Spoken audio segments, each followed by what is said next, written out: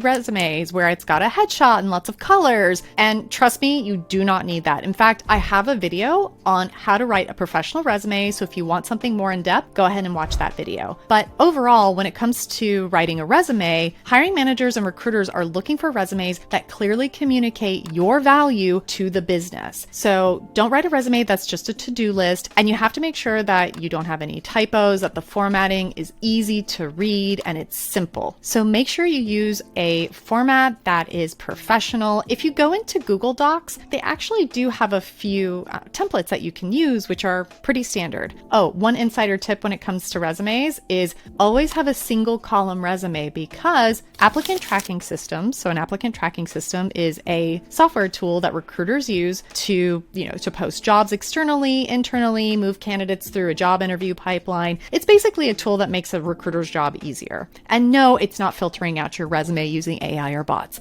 I have another video on that too. Workday was initially designed to be an HR software, and they basically added on applicant tracking in the software. And so what a lot of companies do is they use Workday because it's actually free if they use it for their HR systems. So that's why a lot of companies use it. What you'll notice is that when you apply to a job using Workday, if you have more than one column, it actually can't extract or pull data from your resume if it's more than one column. So single column, use professional fonts, don't use any images. If you're applying for a job in the United States, don't include a headshot. Every country has its own rules when it comes to resume writing, but definitely in the US, don't have that. This leads me to my next point. As a recruiter, especially when I worked at Google, we would get hundreds, if not thousands of resumes per day. And remember, recruiters work on more than one position. We could be working on 10, 20 different roles at a time. And when candidates apply to jobs, the reason why we don't spend much time scanning a resume is because on average, and this is actually statistics based on years of experience,